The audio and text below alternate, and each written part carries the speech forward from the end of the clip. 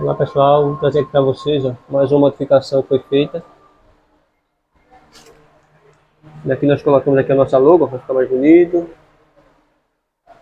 Aqui onde era a entrada do microfone da placa original, colocamos a chave liga e desliga. Aqui onde era o botão de volume do E, colocamos o conector de carregar.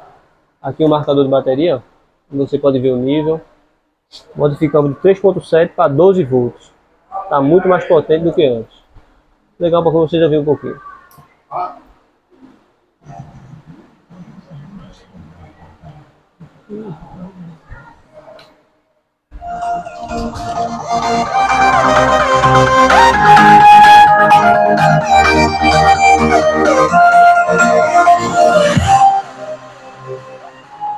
Então é isso, pessoal.